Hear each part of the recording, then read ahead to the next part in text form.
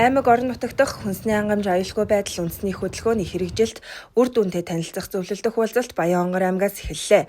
Уулзалтыг нээж Баянгор аймгийн засаг дарга Мөнх сайхан аймгийн хүнсний салбарын үйл ажиллагааг танилцуулсан бол Монгол улсын ерөнхийлөгчийн үйлдвэр үйлчилгээний бодлогын зөвлөх Даваа Баяр хүнсний хангамж аюулгүй байдал үндэсний хөтөлбөрийн хэрэгжилт үр дүнг танилцуулж үндэсний үйлдвэрлэгчидтэй санал солилцлоо.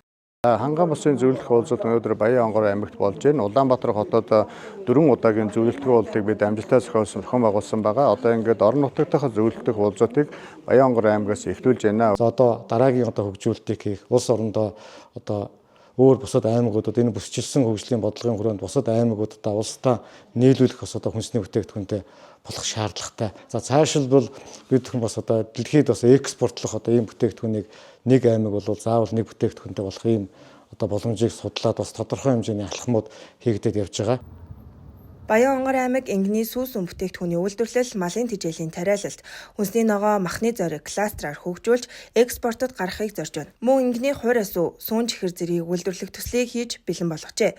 Ийхүү цаашид уг төслүүд дээр дэмжлэг үзүүлэн төр хувийн хвшлийн түншлэлийг сайжруулах хамтын ажиллагааны талаар хэлэлцэж зөвлөлдөх уулзалт амжилттай болж өндөрлөлөө. Өнгөрсөн 24 онд олгосон 2 тэрбум төгрөгийн зээлийг Хаан банкт анхаарал олгосон байна. 7 харилцагчид 2 тэрбум төгрөгийн зээл олгосон байгаа. За ингээд цаашдаа бас энэ оронд салбар зөвлөл байгууллаа.